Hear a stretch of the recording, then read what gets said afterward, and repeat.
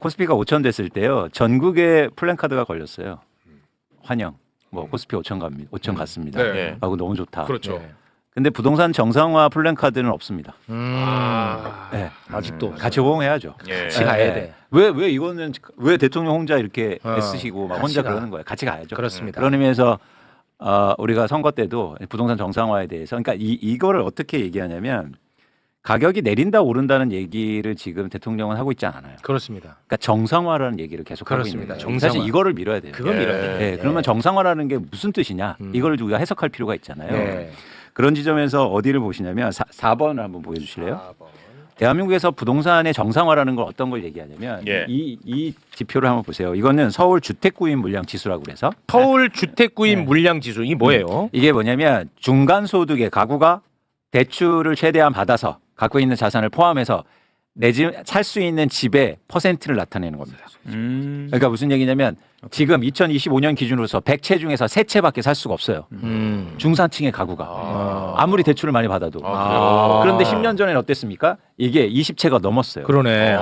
그 지수야. 대한민국의 부동산 시장의 정상화는 이 얘기를 하는 겁니다. 쉽게 말해서 무주택자와 중간소득의 가구가 내 집 마련을 할 수 있는 시장으로 만드는 거예요. 오케이. 어. 야, 이거 되게 중요하네. 그렇죠. 그런 의미에서 가격의 하락이 필요하다라는 거죠. 왜냐하면 그런 반대로 소득이 엄청 증가하면 돼요. 근데 그러기에는 한계가 있으니까. 그렇지. 예. 과도하게 소득 대비해서 집값이 많이 올랐다는 의미고 그래서 정상화의 뜻은 중간소득의 가구가 예를 들어서 너무 걱정 없이 아니면 미래의 약속처럼 내가 내 집 마련할 수 있겠다라는 믿음을 주는 그 시장.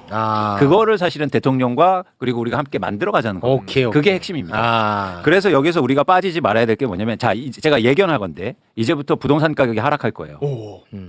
이제 한 2, 3주부터 강남을 중심해서 집값이 떨어지기 시작하는데 예. 그러면 이런 얘기가 나올 겁니다. 어떻게 하냐면 야, 집값 빠지면 한국도 한국판 서브프라임 오는 거 아니야? 맞아. 미국에서 있었으니까. 그래서 집값이 크게 떨어지니까 좋은 줄 알아? 경기가 엄청 안 좋아지고 너 또 네. 경제 안 좋아지고 건설사들 망하면 니는 어떻게 책임질 거야? 이런 얘기 엄청 나올 거예요. 2008년 그때 기사 막 소환할 겁니다. 예, 이미 나오기 시작했어요. 나오기 시작했어요. 예, 2022년도에 어떤 일이 있었냐면 강남의 집값이 크게 빠지니까 너도나도 달려들어서 뭐냐면 살려야 된다. 그래서 그때 기억나시잖아요. 제가 계속 얘기하는 거 둔촌주공 살리기를 해줘요. 강남의 아파트 단지를 대상으로 해서 그 아파트가 입주가 안 되고 분양이 안 될 것 같으니까 쉽게 말해서 뭐 시행령 고쳐주고 막 이런단 말이에요. 예. 그러니까 이게 똑같이 나올 가능성이 있단 말이에요. 집값이 떨어지면 안 돼요. 경기 나빠져요. 그렇지. 건설사들 망해요. 한국 서브프라임 오면 당신들 책임질 거야? 그렇습니다. 그러면 이제 움찔한다는 거죠. 맞아. 사실 여기에 빠지면 안 돼요. 우리는 정상화의 길을 가기 때문에 네. 사실은 집값이 하향 안정화돼야 되고 그런 입장에서는 사실은 이런 변화가 우리가 기다려야 된다. 그렇습니다. 이걸 감내해야 된다. 감내라는 표현도 어울리지 않고 정상화로 가는 정상화로 과정이에요. 가는 거야. 정상화로 가기 위해서 이제 두 번째를 한번 보여주세요. 뭐냐면 2번. 그래서 강남의 아파트가 중요한 겁니다. 강남. 자꾸 강남의 아파트를 제가 얘기하면 뭐라고 얘기하냐면 야, 뭐 강남의 아파트가 뭐가 중요해. 거기 서민들이 살 수 있는 데도 아니고. 맞아.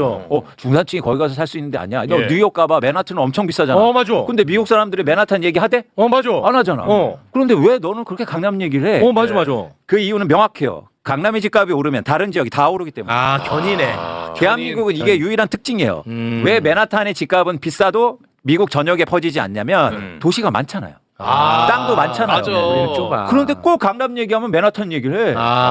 우리나라는 땅도 좁고 오케이. 거기에 많은 사람들이 살고 있으니까 사실은 강남이 이렇게 예를 들어서 강남이 오르면 강북이 오르고 강북이 오르면 수도권이 그렇겠네. 오르고 이런 상황이 커지기 때문에 우리는 강남의 집값, 강남의 아파트 가격이 중요하다는 얘기를 하는 예. 거예요. 오케이. 그래서 그런데 1번을 한번 보여주세요. 계속 말씀드리지만 이재명 대통령의 그 출발로 해서 강남에 매물이 쌓이기 시작했고 이제 하락세가 본격화될 겁니다. 매물 증가와 가격 하락 본격화. 강남이 매물이 30% 이상 증가했고 송파도 40% 이상 증가. 와, 굉장히 빠른 속도죠. 대단하네. 그러면 뭐냐면 이제부터 호가가 떨어지고 집값이 하락할 거예요. 강남부터 출발해요. 강남부터. 그게 정상화의 출발점이에요. 이게 정상화 네. 출발. 그러면 이렇게 되면 동력이 실제로 생기는 거예요. 예. 더 놀라운 건 강남을 집값을 잡은 정권은 아무도 없었어요. 없었어요. 이거 네. 진짜 그렇기 때문에 한국 집값을 못 잡은 거예요. 가슴 뛴다 나 지금. 네, 너무 좋죠. 강남이 버티고 있으면 안 떨어지니까. 안 떨어져요. 일시적이에요. 강남의 불길이 잡히고 강남의 집값이 안정된다는 게 굉장히 그래서 의미가 있는 거예요. 와, 네. 가슴이 뜁니다. 네. 한 번도 대한민국 역사에서 이런 적이 없었단 말이에요. 없습니다. 이게 이제 구조적으로 안정화되고 정상화된다는 건 진짜 큰 의미가 있다. 와. 네. 그런데 아까도 얘기했지만 그런 딴지도 있겠지만 또 다주택자들 집 팔면 계속 그 얘기 하잖아요. 또 임차인들 어렵다. 그 얘기. 자, 그 얘기 잠깐 하고 가겠습니다. 그건 제가 얘기 드렸듯이 단순하게 가만히 있어. 내가 정리할 테니까. 좋아해. 나 얼마나 카리스마 있는데. 맞아요. 저번에 그래서 좋았어. 집 없어지냐고 근데 그 얘기하면 하는 거야. 왜냐면 이거 내 작품이잖아. 왜냐면 내 얘기에 이재명 대통령이 반응했단 말이야. 근데 그 얘기하려고 지금 꾹 치고 있는데 지금. 뭘 그 얘기에 반응을 반응했어. 둘이 뭐해? 아니 실제야. 자, 대통령이 다시 생각하는 합니다. 거지. 어허. 다주택자가 집을 팔면 전월세 매물이 줄어서 결국 세입자만 피해 본다. 이 얘기를 계속 했단 말이야. 그런데 지난 금요일에 최욱 씨가 갑자기 툭 튀어나오더니 이런 말도 안 되는 논리가 다 있냐면서 호되게 일갈합니다. 최욱 씨가? 네, 금요일에 했던 바로 이 자리에서 그런 얘기를 했죠. 다주택자가 집을 팔면 그 집을 부시냐? 기억납니다. 기억나죠? 부시고 나가냐? 부시고 나가냐라고 얘기를 해서 사람들이 무릎을 칩니다. 그 집은 그대로 있죠. 그렇죠. 그러면 무주택자가 그 집을 삽니다. 그러면 그 무주택자가 다른 세 안 들어가도 되잖아. 원래 전세 월세 찾다가 그걸 샀어. 그러면 안 그러면은 찾지. 수요가 줄어들잖아. 그러니까 전세난 전월세 난이 생기지 않는다는 거야. 이거는 정말 말도 안 되는 억지 논리였던 게 먹혀왔었어. 그렇죠. 그 얘기를 지난 금요일에 최욱 씨가 최욱 씨 잘했네. 잘했어요. 그러자 청와대 이재명 대통령이 이런 논리가 있었구나. 거기서 영감을 받습니다. 그리고 SNS에 글을 올립니다. 닥쳐 임마. 글을 소개 부탁드립니다. 다주택자나 임대사업자가 매각을 통해 다주택을 해소하면 전월세 매물이 줄어 서민 주거가 악화될까 걱정되신다고요? 다주택자나 임대사업자가 집을 팔면 전월세 공급도 줄겠지만 그만큼 무주택자, 즉 전월세 수요도 줄어듭니다. 그렇지. 공급만큼 수요도 동시에 줄어드는데 전월세 공급 축소만 부각하는 건 이상합니다. 오히려 주택 매매 시장에 매물이 증가함으로써 집값이 안정되고 그에 따라 전월세가도 안정된다는 것이 훨씬 더 논리적입니다. 현 상태에서 대규모 추가 특혜를 주어 주택 임대 사업자와 다주택자가 대폭 늘어나면 집값이 오를까 내릴까 생각해보면 답은 간단합니다. 다주택과 임대 사업을 압박하면 전월세 부족으로 서민 주거 불안이 심화된다는 주장은 집값 상승과 전월세 부족의 주요 원인인 다주택과 주택 임대 사업을 비호하는 기적의 논리입니다. 그렇죠. 중립적으로 정론직필해야 할 언론들 중 일부가 전면에 나서서 이런 억지 주장을 하며 부동산 시장 안정을 위한 정부의 필사적 노력에 찬물을 끼얹는 것은 납득하기 어렵습니다. 수많은 정상화 과제 중에 으뜸은 부동산 투기 청산입니다. 부동산 투기 근절을 통한 정상 국가로의 복귀는 결코 포기할 수 없는 중대 국가 과제입니다. 야, 정말. 그러니까 일단 최욱 앵커님 말씀하신 게 뭐냐면 직관적으로 대중에게 쉽게 이해가 된 거예요. 그렇습니다. 그러니까 집이 안 없어져요. 안 없어지잖아. 근데 저는 맨날 있는 척 하느냐고 총량은 안 줍니다. 이렇게. 그러니까 이게 없어지지 않아. 부셔지지 않아. 좋습니다. 그런 측면에서 일단 이재명 대통령이 그 얘기를 한 거고요. 두 번째요. 또 하나 뭐냐면 집값과 결국에는 임차 가격은 동일하게 움직인다. 무슨 얘기냐면 집값이 오르면 전월세 가격도 따라 오른다는 얘기죠. 맞아요. 네, 그럼 원래 그렇죠. 그럴 수밖에 없는 거예요. 그러니까 집값이 떨어지면 전월세 가격도 떨어진다는 거예요. 근데 지금은 많은 언론들이나 전문가들이 다주택자 없어서 집값은 떨어질지 몰라도 전월세 가격이 오른다는 얘기를 하고. 그게 어떻게 돼요? 그러니까 이게 안 되는 거고 또 하나 뭐냐면 제가 그래서 3번 보여드릴게요. 이거는 3번. 최근의 시장의 변화도 정확하게 이렇게 보여줘요. 어떻습니까? 서울 아파트 매매와 전세 가격 증감률. 예.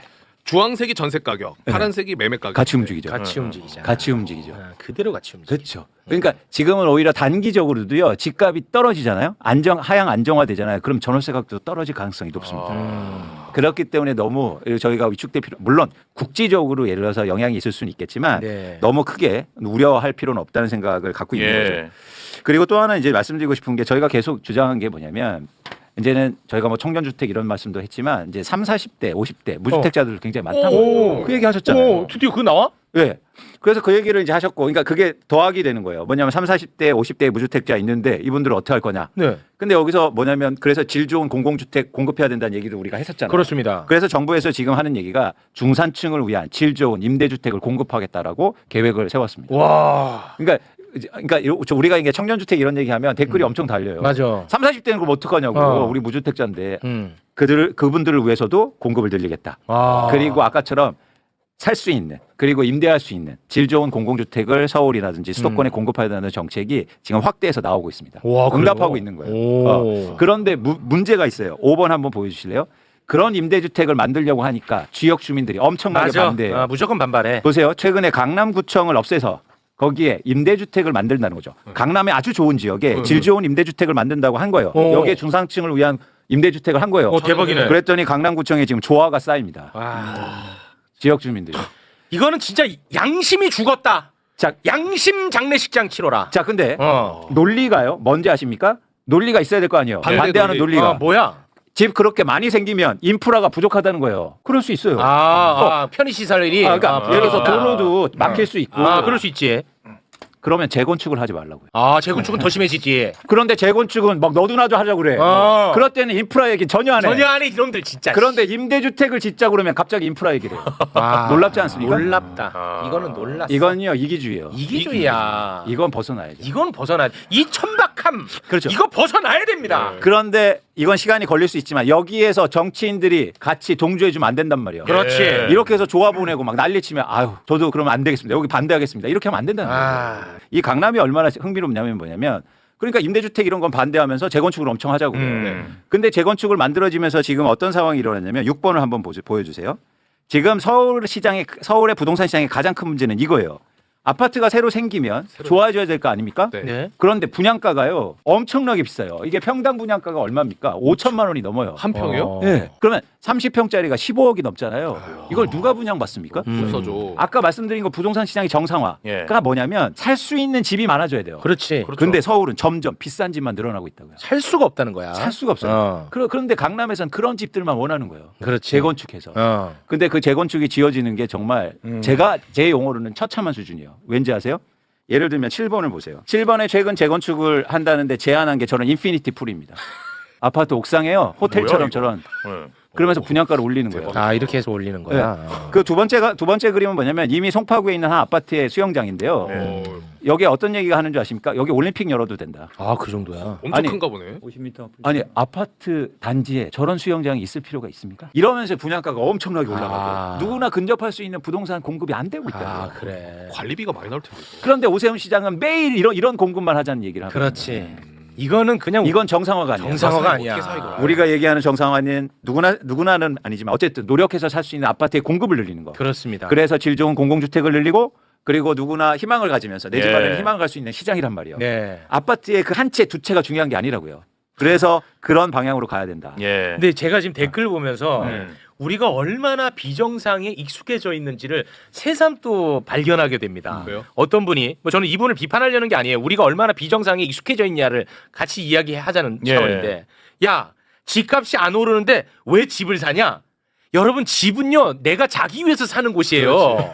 그러니까 이렇게 우리가 집이라는 것은 오르기 때문에 금처럼 사는 거다라는 이 비정상의 인식이 너무 확고하게 자리 잡고 있어. 그 대표적인 게 뭐냐면 언론들도요. 전문가들도 뭐냐면 자 전망을 하지 않습니까?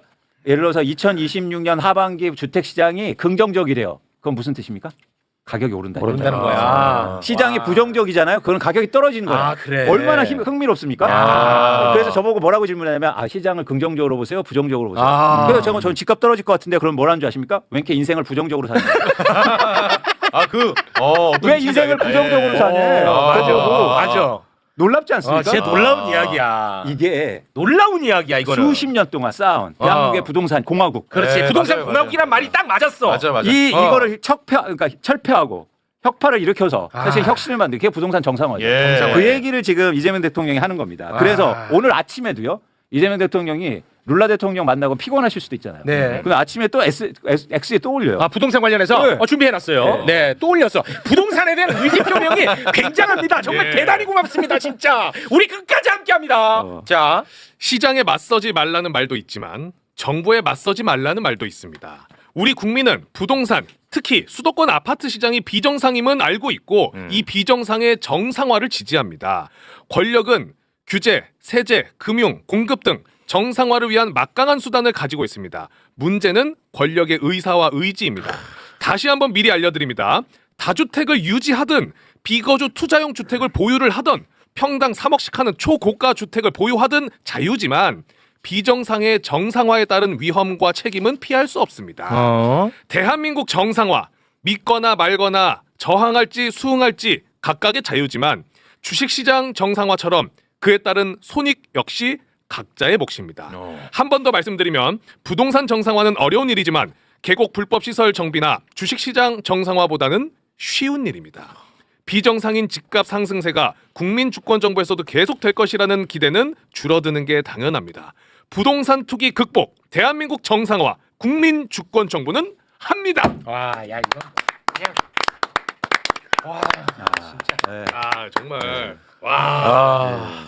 딱 한마디잖아요. 비정상의 정상화. 그렇습니다. 그거죠. 예. 사실은 지금 중요한 말씀하셨는데 사실 정치인들도 그 지역에서는 고민이 많아요. 왜냐하면 많은 분들이 교통 뭐 지하철 얘기하고 학교 문제 얘기하지만 지하철 뭐 놔달라, 도로 놔달라, 버스 노선 해달라, 학교 얘기하는데 그 이면에 뭐가 있냐면 집값 상승. 그렇죠. 그 욕구가 다 돼 있어요. 우리 동네 아파트 값 좀 올랐으면 좋겠다. 그렇지. 그거에서 자유로운 정치인이 거의 없어요. 네. 지금 말씀처럼 정치인 중에 우리 동네 아파트 값 좀 떨어져도 돼요라고 얘기하는 사람 하나도 없어요. 실제로는 그런 욕망이 있거든요. 그래서 말씀처럼. 주식으로 돈 벌으라는 거예요. 그렇죠. 그러니까 그 이면에는 근데 물론 그게 따지고 보면 예를 들어서 교통이 좋고 학군이 좋고 아니면 뭐 주변에 병원이라든지 뭐 문화시설이 있는 곳이 오르는 거 맞아요. 또 실제로는. 근데 그 발상이 얼마나 못돼 빠졌어.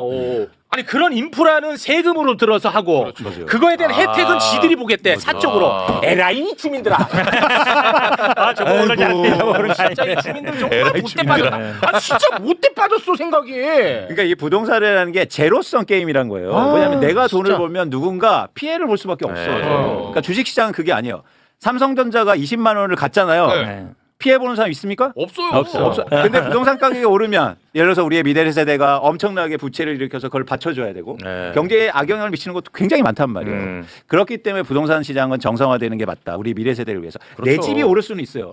그런데 우리가 같이 살고 있는 여러분들의 아이들은 엄청나게 어려운 시대를 살게 될 겁니다. 나에게도 미래 세대가 있잖아. 그렇죠. 내 가족들. 그래서 어떤 탐욕이 있냐면 나라도 빨리 성공해서 빨리 증여해주겠다. 이런 거예요. 언제까지 이렇게 갈 수는 없어요. 그렇게 갈 수는 이렇게 갈 수는 없어요. 맞아요. 네. 그래서 그거를 이건 진짜 큰 이야기고 어쩌면 우리 미래 세대를 위해서 가장 중요한 얘기입니다. 그렇습니다.